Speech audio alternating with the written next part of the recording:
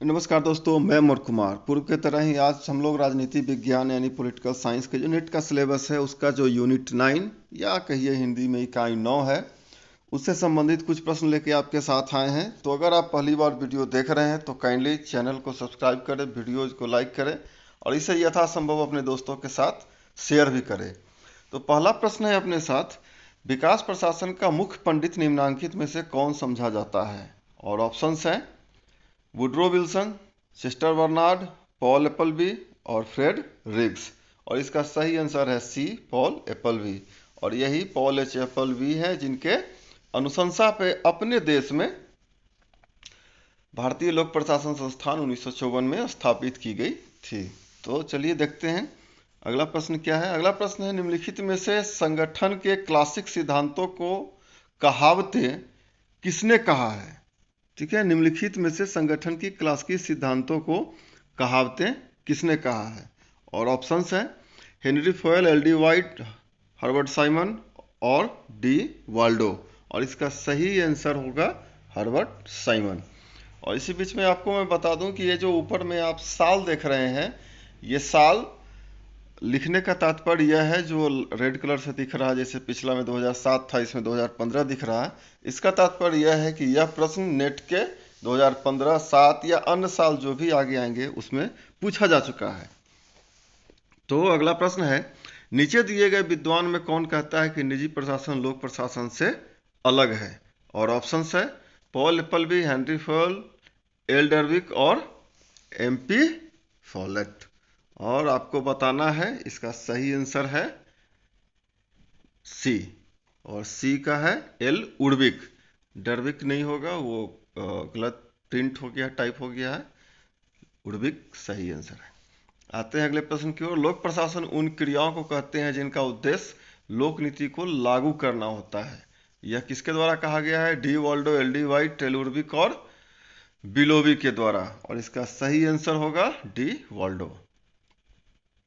अगला प्रश्न है, नूतन लोक प्रशासन की अवधारणा किसके साथ संबंधित है? नूतन का मतलब नवीन समझिए, या इंग्लिश में न्यू पब्लिक एडमिनिस्ट्रेशन।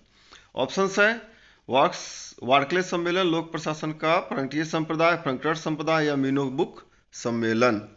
तो आपको बताना है इसका सही आंसर क्या है। और सही आंसर है इसका मीनोब्रुक सम्मेलन। और आप इसको एलिब्रेट करना चाहते हैं और इस आप सुने हैं इसको या पढ़े हैं इसके बारे में, तो मुझे बताइए मीनोब्रुक का पहला या दूसरा सम्मेलन में यह हुआ था। आते हैं अगले प्रश्न की ओर। विकास प्रशासन को लक्ष्य उन्मुख और परिवर्तन उन्मुख के रूप में किसके द्वारा परिभाषित किया गया है?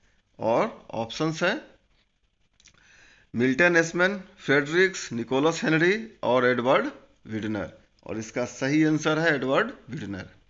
आते हैं अगले प्रश्न की ओर। अगला प्रश्न है, नव सार्वजनिक लोक प्रशासन का उद्गमन पहले पहल किससे संबंधित था? और इसका ऑप्शंस है American society of public administration, दूसरा है तुलनात्मक प्रशासन, तीसरा है मिनोब्रुक सम्मेलन और चौथा है भारतीय लोक प्रशासन संस्थान। और इसका सही आंसर है मिनोब्रुक सम्मेलन में। आते हैं अगले प्रश्न की ओर। लोक प्रशासन के अध्ययन के लिए हर्बर्ट साइमन का उपागम क्या है?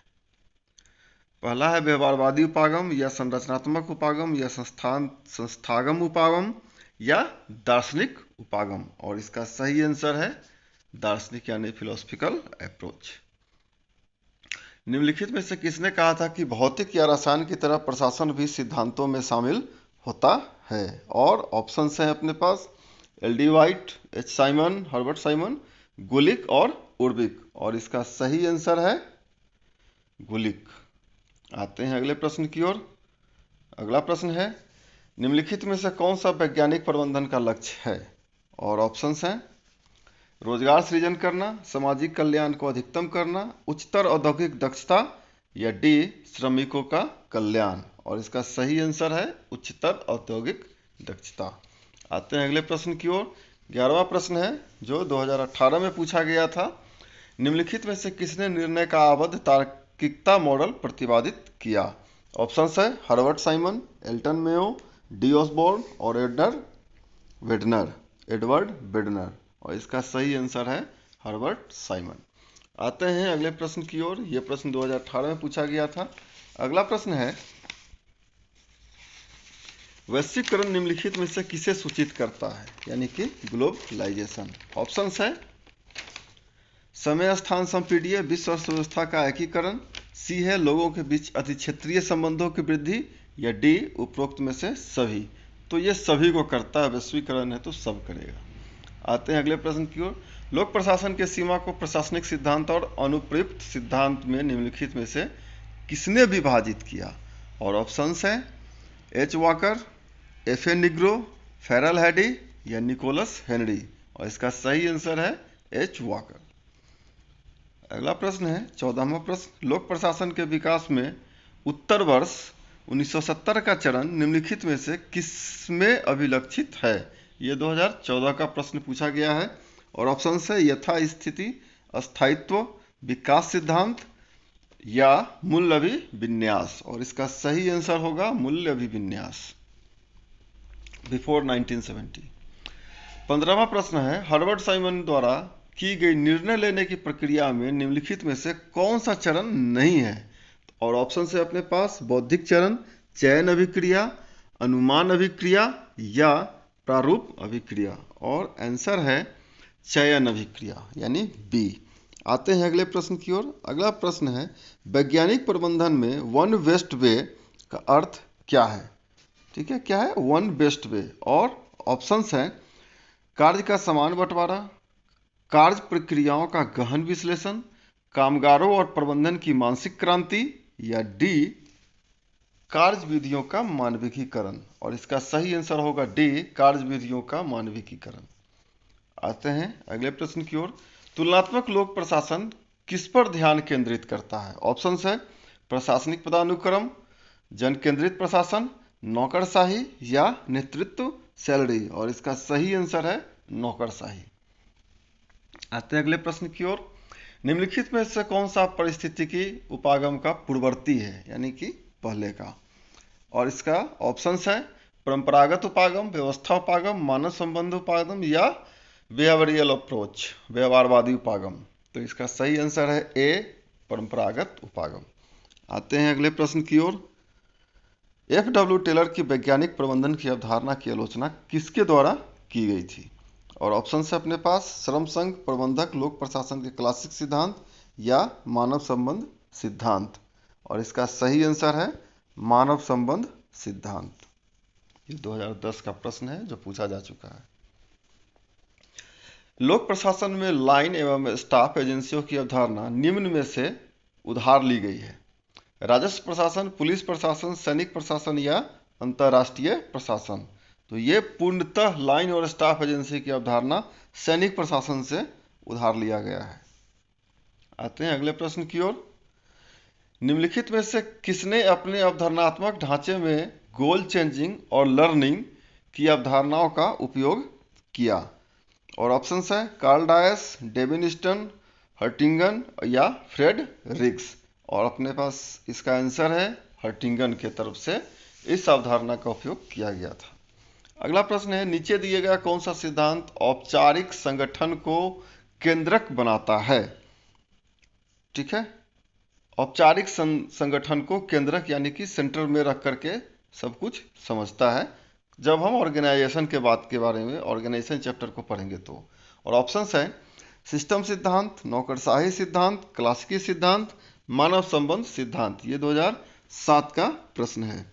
और मानव संबंध सिद्धांत ही औपचारिक संगठन को केंद्रक बना करके अपना बात करता है। 23वां प्रश्न है, पूंजीवादी व्यवस्था के अंदर एक व्यक्ति की स्वतंत्रता को बचाने के लिए छुटपुट समायोजनों के सुझाव किस सिद्धांत ने दिए। और ऑप्शंस हैं, प्रकार्यवाद, व्यवस्था का सिद्धांत, उदारवादी व्यक्ति सिद्धांत, या सामाजिक संविदा सिद्धांत। और इसका सही आंसर है उदारवादी व्यक्ति सिद्धांत।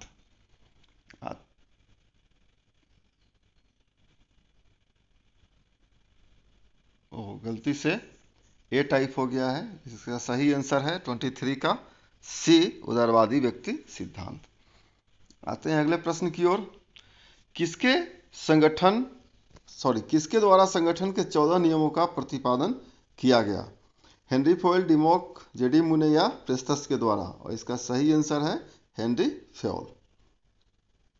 आते हैं अगले प्रश्न की ओर। निम्नलिखित में से किसने नौकरशाही को महाद्वीपीय उपद्रव बताया है? और ऑप्शंस हैं Max Weber, Thomas Carlyle, Martin Krieger या कार्ल मार्क्स। तो ये थॉमस कार्लाइल के द्वारा कहा गया था। आते हैं अगले प्रश्न की ओर। हाथोन के प्रयोग निम्नलिखित काल के हैं। ये इसका आंसर मुझे नहीं लगता है कि इतने बड़े प्रयोग के बारे में बताना चाहिए। 1920 के आसपास का ही ये मसला है। तो सही आंसर है डी। नौकरशाही सत्तावाद के प्रकार हैं। आपको पता होना चाहिए नौकरशाही को निरंकुशवाद के संदर्भ में ही समझा गया है। तो 27 का आंसर डी ही होगा। आते हैं अगले प्रश्न की ओर। नौकरशाही का निम्नलिखित में से कौन सा प्रकार दलगत हितों के प्रति पूर्वाग्रह दर्शाता है? और जाति नौकरशाही भी नहीं है, संरक्षक नौकरशाही नहीं है, संरक्षण नौकरशाही है। तो 28 का सी सही आंसर होगा।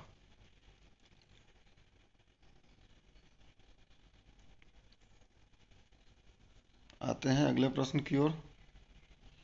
निम्नलिखित में से किसने संप्रेषणात्मक क्रिया के सिद्धांत को विकसित किया था?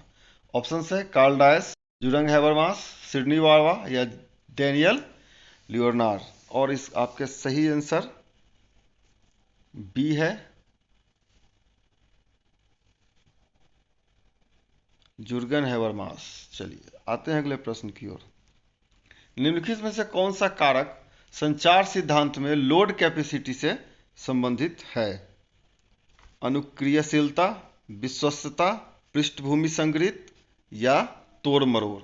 और इसका सही आंसर है तोड़ मरोड़। 31वां प्रश्न है। कुल 40 प्रश्न ही है, तो अब 10 प्रश्न ही अपने पास बचे हैं। 31वां है the politics of developing areas नामक किताब किसने लिखी?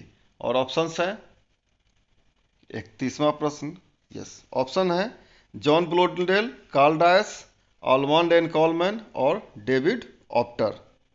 और इसका सही आंसर है Almond and Coleman, C, yes.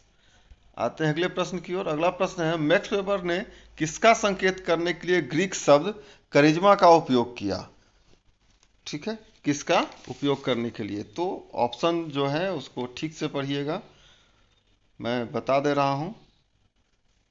आप इसे वीडियो पॉज करके ऑप्शन को देख लीजिएगा, तो इससे आपका स्पष्ट हो जाएगा कि किसका प्रयोग किया गया था। तो वो केवल आदिवैदिक गुण था और अतिमानवीय गुण था।